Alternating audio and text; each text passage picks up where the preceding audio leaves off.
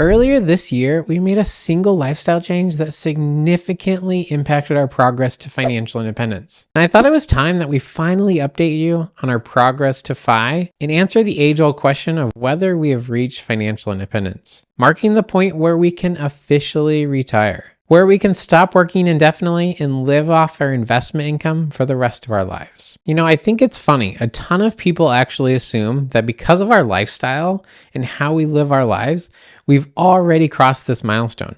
And in the past, we've had to explain that we're still on this journey to financial independence. But with this recent change, how has that changed the numbers? And have we reached the coveted destination? Let's dig in and finally share our progress. And in doing so, I'll also share some of our key learnings from the past year that will help you gain more financial freedom and then use that financial freedom to improve your life.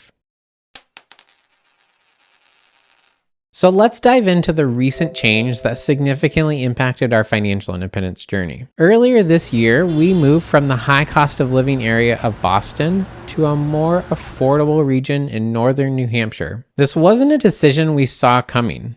Up until about a year ago, we had never seriously considered leaving Boston. We called it home for about a decade, viewing it as our forever city, and building strong friendships along the way. But as we spent more time traveling in our camper van after transitioning to self-employment, we had an epiphany.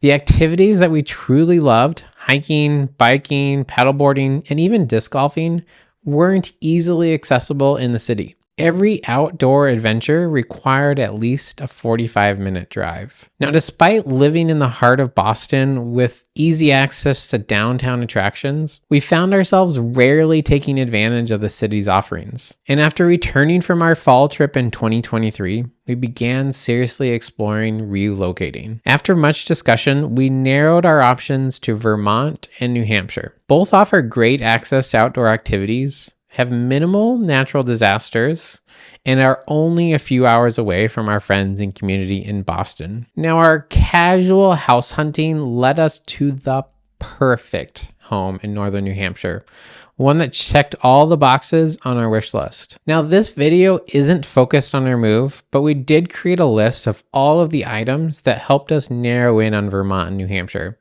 I'll include a list in the description below. I've already mentioned a couple of items like natural disasters and proximity to outdoor activities, but it could be helpful if you're considering a big move in your future. And it's important to highlight the financial aspect of our decision. While money was a factor, it was not the primary one.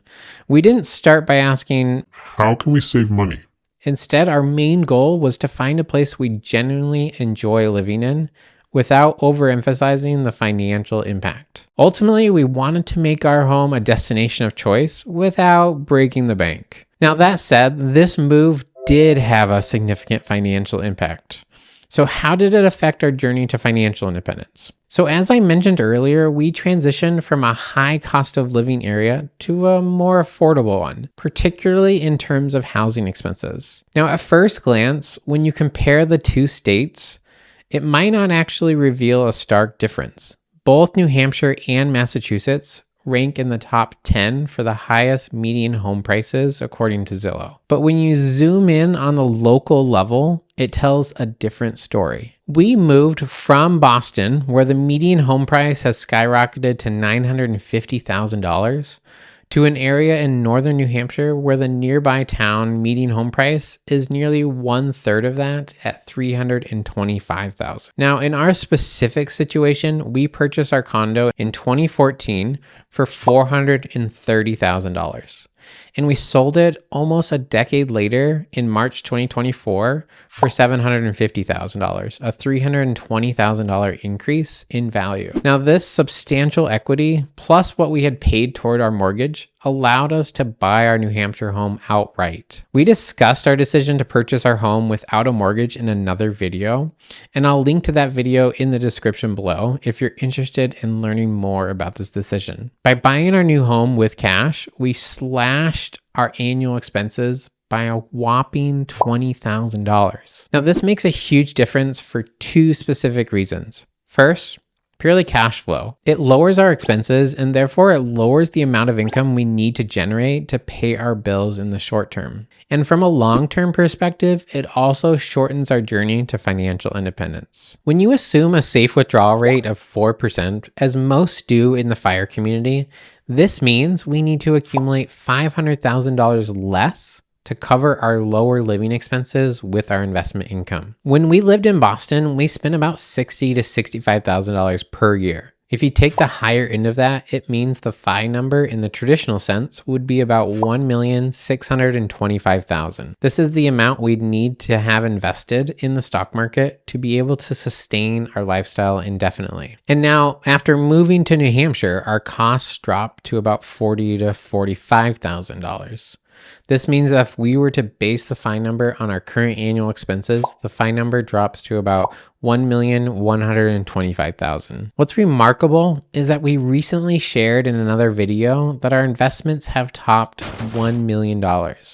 And as of today, they're about $1,090,000. So at first glance, one might say that we're only $35,000 away from reaching financial independence. However, that conclusion would overlook two major items. Now, these are two aspects that I frequently see the FIRE community neglecting.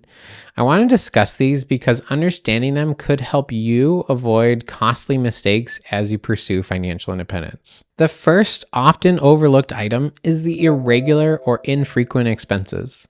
These are costs that arise every 5 to 30 years, such as purchasing a new car or new to you car, or undertaking major home repairs.